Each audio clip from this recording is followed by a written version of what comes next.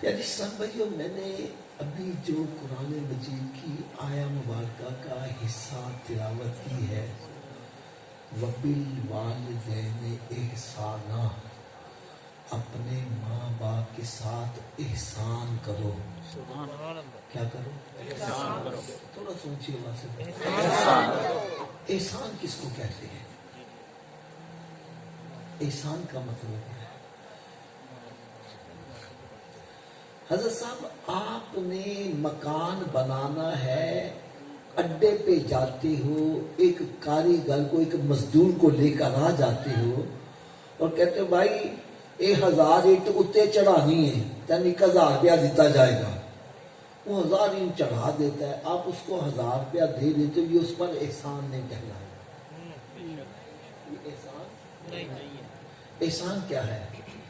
اس کی مزدوری بنتی ہے 1000، آپ اس کو 5000 دے دیتے ہو، یہ کہلائے گا احسان۔ یعنی جتنی اس کی مزدوری ہے اس سے زیادہ دینا، یہ اس پر احسان ہوگا۔ فرمایا جو ماں باپ کی مزدوری ہے اس سے زیادہ ان کی خدمت کرنا، یہ احسان ہے۔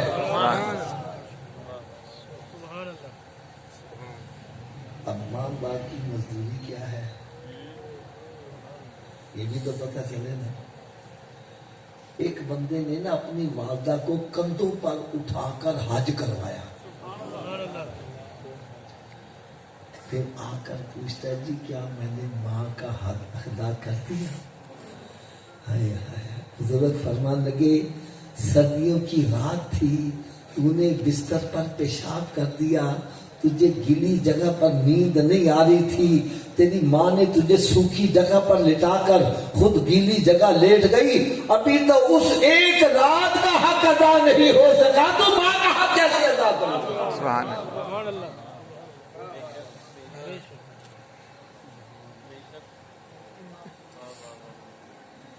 میں ہاتھ باندھ کر ایک قریبی بات کہنے لگا ہوں، آج کی نسل کہتی ہے ابا تو میرے واسطے کیتا کیے، ماں تو میرے واسطے کیتا کیے۔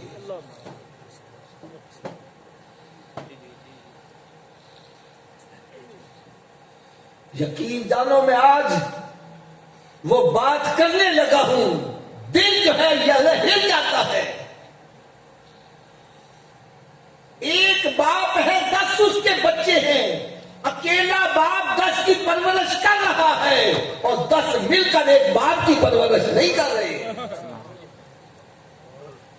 اگر باپ نے کسی کے گھر ڈیرا لگا دیا، چیخیں نکل گئی، وہ ابا میرے کا حال ہوتا ہے، سارا ٹبر ہی میرے کا حال آ رہا ہے۔ میں ابے نو پالا کہ اولاد نو پالا؟ اگر کسی نے کہہ دیا یار ابا تیرے کا حال ہوتا ہے، ذرا کپڑے چنگے پواتا، تو لے جا پھر۔ ہائے ہائے ہائے، میرے آقا صلی اللہ علیہ وسلم نے ارشاد فرمایا اس بندے کی ناک خاک میں مل جائے، خاک میں مل جائے، خاک میں مل جائے۔ 3 مرتبہ صحابہ کرام تڑپ گئے، کون ہے ایسا بدبخت؟ یہ کس زبان سے نکل رہا ہے جس کے بارے میں قرآن کہہ رہا ہے وَمَا يَنْطِقُ عَنِ الْهَوَىٰ إِنْ هُوَ إِلَّا وَحْيٌ يُوحَىٰ، کہ میرا محبوب اپنی مرضی سے بولتا ہی نہیں، جب بھی بولتا ہے کلام الہی ہوتا ہے۔ سبحان اللہ۔ ہمیں اس بندے کی ناک خاک میں مل جائے، ذلیل و خوار ہو جائے۔ صحابہ کرام تڑپ گئے، یار کون؟ میں جس کی زندگی میں اس کے والدین بڑھاپے کو پہنچ جائیں اور ان کی خدمت کر کے جنت نہ حاصل کرے، اس جیسا بدبخت بندہ ہی کوئی نہیں ہے۔ میں اس کو سمجھانے کے لیے ایک چھوٹی سی مثال دے دوں۔ ہمارے بزرگ تشریف فرما ہے، یہ سمجھیں جب اس علاقے میں آئے، یہاں پر زمین بڑی سستی تھی، سمجھو 1000 روپے مرلہ تھی، پیسے بھی سن۔ لوگوں نے کہا حضرت جی لے لو، وہ چنگے رہو گے، وہ پیسے کاٹ لے بعد چو دے دینا۔ انہوں نے کہا نہیں چھوڑو جی، اس ویرانے میں کون کوئی آگا نہیں۔ اب وہی جگہ لاکھوں کروڑوں پہ حساب سے ہو گئی۔ اب یہ پچھتانے حافظ صاحب میرے ہاتھ گولڈن چانس آیا، پیسے بھی سن، لوگ کی منتاں بھی کرتے سن، میں نے چانس اویل نہیں کیا، اگر اویل کیا ہوتا تو آج میں بھی ارب پتی بنا ہوتا۔ اس سے پتہ چلا گولڈن چانس بندے کی ہاتھ روز روز نہیں آتا. تو پھر سمجھ جاؤ جس کی زندگی میں اس کے ماں باپ بڑھاپے کو پہنچ جائے، اولاد کے لیے گولڈن چانس ہے، ان کی خدمت کرے سیدھا جنت میں چلا جائے. اگر نہیں میری بات سے تسلی ہو رہی، آؤ میں آپ کو حضرت موسیٰ علیہ السلام کی بارگاہ میں لیے چلتا ہوں. حضرت موسیٰ علیہ السلام اللہ کے نبی بھی ہے، رسول بھی ہے، کلیم اللہ بھی ہے. رب تعالیٰ کی بارگاہ میں عرض کرتے یا اللہ مجھے یہ تو بتلا جنت میں میرا پڑوسی کون ہوگا؟ فرمایا فلاں بازار میں ایک قصاب ہے، وہ جنت میں تیرا پڑوسی ہوگا. بڑا لشک آیا کہ پتہ نہیں تقوی پرہیزگاری کے کتنے اونچے مقام پر پہنچا ہوگا جس کو جنت میں اللہ کے نبی کا پڑوسی بنایا جا رہا ہے. صبح صبح جا کے اس کی دکان پہ بیٹھ گئے، سارا دن بیٹھے گئے، کوئی چنگا کام نہیں کیتا. چھٹی کر کے گھر جا رہے آپ ساتھ ہو گئے، شاید رستے میں کوئی چنگا کام کرے دے گا، کوئی چنگا کام نہیں. جب گھر میں داخل ہوا تو آپ بھی گھر میں داخل ہو گئے. دیکھا اس کے ماں باپ بوڑھے ہیں، معذور ہیں، اس نے ان کے منہ ہاتھ دھلائے ہیں. پھر کھانا پکایا، ماں روٹی چبا بھی نہیں سکتی تھی، اس نے اپنے منہ میں لقمہ چبا کے نرم کیا. پھر ماں کے منہ میں جب ڈالا وہ لقمہ جیسے ماں کے حلق سے نیچے اترا، ماں کہتی ہے پترا جا تین رب تعالیٰ جنت موسیٰ علیہ السلام کا پڑوسی بنا دے. ارے سمجھ گئے اس کے پلے کخ بھی نہیں ہے، یہ ماں کی دعا ہے جو اس کو جنت میں اللہ کے نبی کا پڑوسی بنا دے. اللہ اکبر یا رسول اللہ یا محمد چار یا حاجی باجا حق فرید اللہ میرے آقا صلی اللہ علیہ وسلم نے ارشاد فرمایا 3 ایسے افراد ہیں جن کی دعا رب تعالیٰ رد نہیں فرماتا، قبول فرما لیتا ہے. وہ 3 افراد کون کون سے ہیں؟ فرمایا ایک تو مظلوم کی بد دعا ظالم کے حق میں رد نہیں کی جاتی. اے غریبوں پر ظلم کرنے والوں، اے کمزوروں پر ظلم کرنے والوں، تم ظلم کرتے ہو یہ سمجھتے ہو یہ کون سا بدلہ لیں گے؟ یاد رکھو جب مظلوم کے دل سے آہ نکلتی ہے رب تعالیٰ کے عرش کو ہلا کے رکھ دیتی ہے. رب تعالیٰ ارشاد فرمانا مجھے بھی اپنی عزت و جلال کی قسم ہے میں اس بندے کو دنیا سے اتنی دیر تک نہیں اٹھاؤں گا جتنے دنیا میں ذلیل و رسوا نہیں کروں گا. یہ بڑے بڑے بدماشوں کا انجام کبھی دیکھا کیا ہوتا ہے؟ ایک مجھے بزرگ کی بات بڑی پیاری لگی، وہ فرمانے لگے مظلوم چاہے بن جانا ظالم نہ بننا. میں نے کہا جی کیوں؟ کہنے لگے مظلوم کے ساتھ رب کی حمایت ہے، ظالم کے ساتھ رب کی حمایت نہیں ہے. دوسرے نمبر فرمایا مسافر کی دعا مقیم کے حق میں رد نہیں کی جاتی. آپ نے دیکھا ہوگا حضرت صاحب کئی بندے نا پانی کا کولر لے کر سڑک پر لگا دیتی ہیں. اب بجلی کا خرچہ بھی آ رہا ہے، کولر بھی خرید کے یہاں لگایا ہے، کیا پانی پینے والے پیسے دے کے جاتے ہیں؟ کیوں لگایا ہے؟ اس لیے کہ مسافر کے اندر پانی جائے گا، اس کے دل سے دعا نکلی، دنیا بھی سمجھ جائے گی، آخرت بھی سمجھ جائے گی. ارے مسافر کی دعا مقیم کے حق میں رد نہیں ہوتی، لہذا مسافروں سے دعائیں لیا کرو پر دعائیں نہ لیا کرو. ان کے جیبیں کاٹو گے، ان کو مس گائیڈ کرو گے، ان کے دل سے بد دعا نکلی وہ بھی رد نہیں ہوگی. اور تیسرے نمبر پر فرمایا ماں باپ کی دعا اولاد کے حق میں رد نہیں ہوتی. یہاں میں ایک بات اور کہہ دوں، اگر دعا رد نہیں ہوتی تو بد دعا بھی رد نہیں ہوتی. میں نے حضرت صاحب اپنی آنکھوں سے دیکھا ہمارے خاندان میں ایک بندے کی اپنی ماں سے بن نہیں آتی تھی، ماں نے اس کو کہہ دیا پترا جا تیری لکھاتے چلے لیکن کبھی پوری نہ پڑے. میں نے اپنی آنکھوں سے دیکھا لاکھوں میں چل رہی ہے پوری نہیں پڑ رہی. ارے بندہ مر جاتا ہے اولاد کے لیے کوئی جائیداد چھوڑ کے جاتا ہے، اس بیچارے کا انتقال ہوا پیچھے اولاد کے لیے قرضہ چھوڑ کے.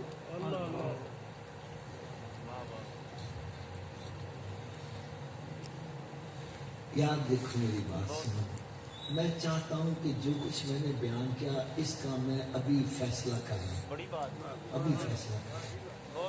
ہر بندہ اپنے گریبان میں جھانک کر دیکھے، میں اپنے ماں باپ سے دعائیں لے رہا ہوں کہ بد دعائیں لے رہا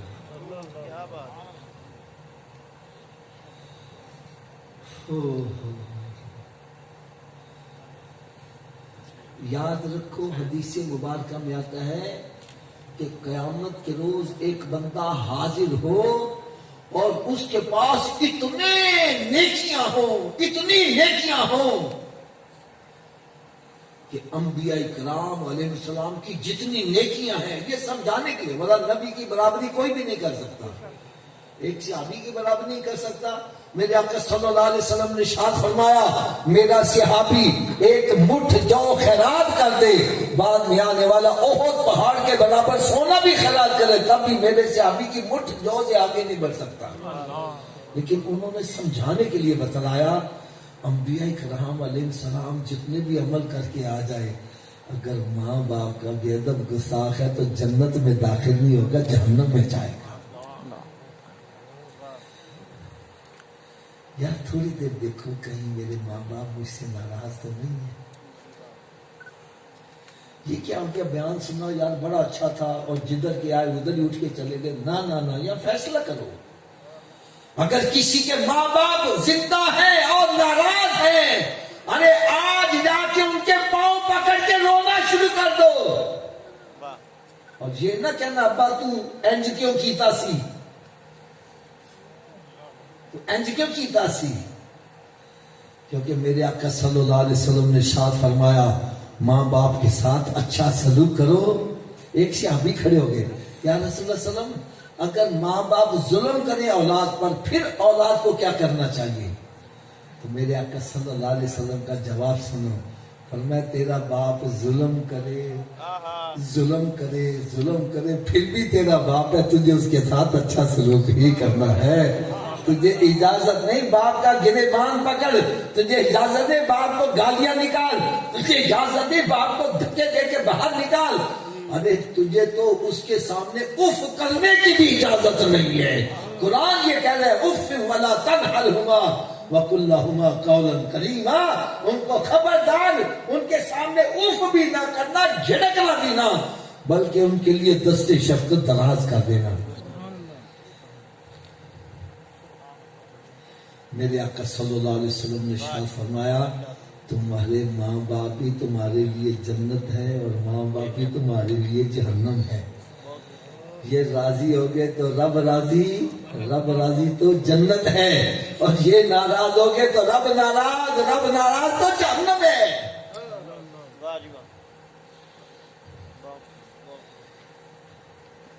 تو پھر کیا خیال ہے اپنے ماں باپ سے صلح کرنی ہے کہ نہیں کرنی؟ تھوڑا سا اونچی آواز سے بول گے انشاءاللہ، اور اونچی آواز سے بول گے انشاءاللہ۔ یار ماں باپ کا مقام کتنا عرفہ والا ہے۔ حضرت صاحب آپ 10 لاکھ روپیہ لگا کے حج کر کے آؤ، کتنے پیسے؟ کوئی گارنٹی ہے قبول ہے کہ نہیں؟ اونچی بولو یار، گھر بار بھی چھوڑا، وطن بھی چھوڑا، جنگلوں میں جا کے ڈیرے لگائے، پھر بھی کوئی گارنٹی نہیں قبول ہے کہ نہیں ہے۔ لیکن میرے آقا صلی اللہ علیہ وسلم نے ارشاد فرمایا جس نے اپنے ماں باپ کے چہرے کو محبت اور پیار سے ایک مرتبہ دیکھا، رب تعالیٰ مقبول حج کا ثواب ادا کرے گا۔ سبحان اللہ۔ ارے جن کو خالی دیکھ لینے سے مقبول حج کا ثواب ہے، ان کی خدمت کرنے سے کتنا ثواب ملتا ہے۔ سبحان اللہ۔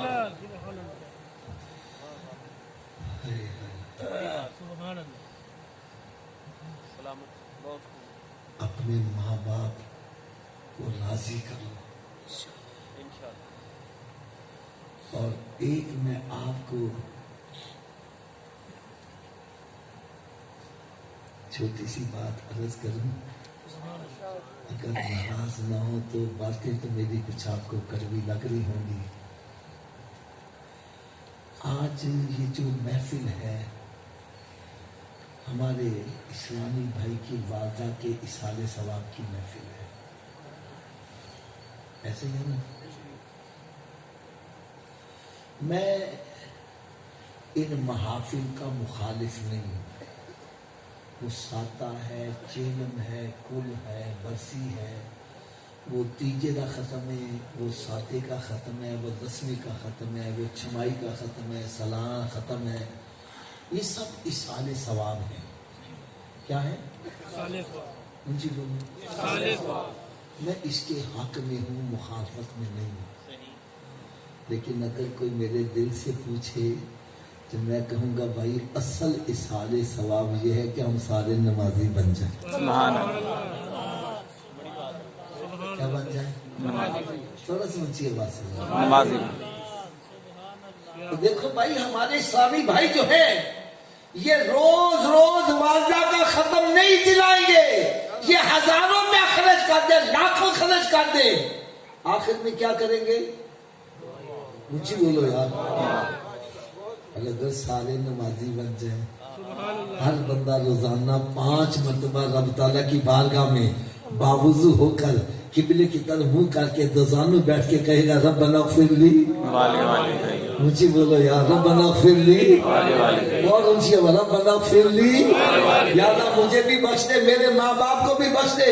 یار میں کہتا ہوں آپ کے اس پورے علاقے کے اندر جو سب سے بڑا کنجوس آدمی ہے اس کے دروازے پر روزانہ 5 مرتبہ جا کے صدا لگاؤ، اس کو بھی کچھ نہ کچھ دینا پڑ جائے گا۔ تو جو ارحم الراحمین کی بات کر رہا ہے 5 مرتبہ حاضر ہو کے بار بار تکرار کر رہا ہے ربنا اغفر لی ولوالدی، میں کہتا ہوں رب تعالیٰ اس کے ماں باپ کی قبر کو جنت کے باغوں میں باقیوں نہیں بنائے گا۔